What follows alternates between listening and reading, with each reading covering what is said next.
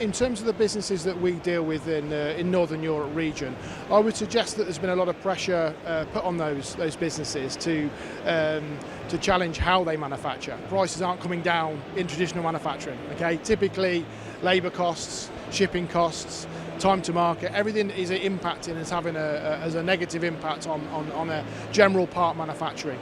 HP entered the world of additive some 7-8 years ago now, with a view that the focus was about changing how people manufacture, how they look at manufacturing, and how they can integrate using 3D printing technologies into a manufacturing process. It isn't a case of tearing up the process and everything you've got in place. It's embracing and understanding the opportunity, being prepared to think a little bit differently, be prepared to walk a walk with a company like HP to understand really what can be achieved.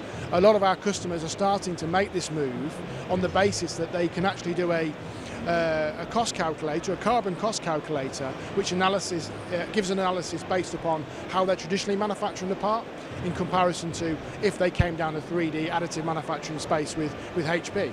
It may well be that part price goes slightly up in comparison to traditionally how they make it, but suddenly they're producing on demand and suddenly they're reducing their carbon footprint. Those factors can also have a huge influence in decisions that businesses make.